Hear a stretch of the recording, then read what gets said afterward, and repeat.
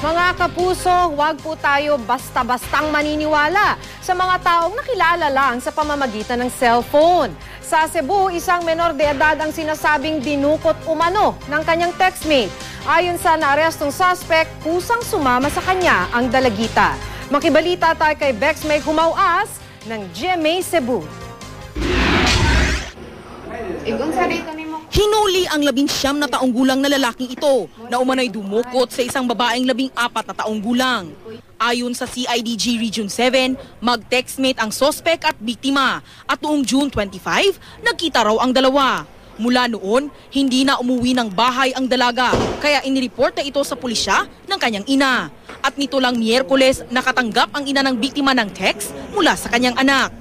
Nakasaad sa text message na nasa bahay raw siya ng sospek at ayaw daw siyang paalisin.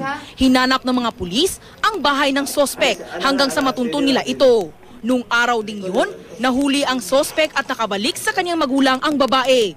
Hindi nagpaunlak ng on-cam interview ang biktima at mga magulang niya, pero tuloy raw ang pagsampa nila ng kaso laban sa sospek.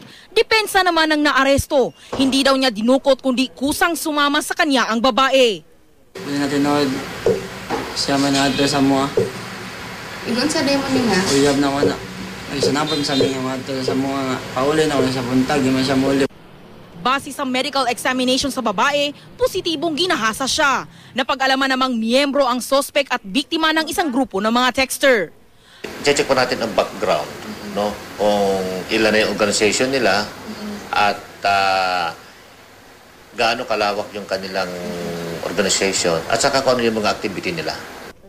Nagpapaalala ang pulisya, lalo na sa mga magulang, na bantayan ang mga minor de edad na anak at payuhang huwag basta magtitiwala at sasali sa kung ano-anong grupo. Posible raw kasing magamit ang mga grupong ito sa iligal na gawain, lalo na kung bukas ito sa kahit na sino. Bex May Humawas, Nagbabalita, Pilipinas.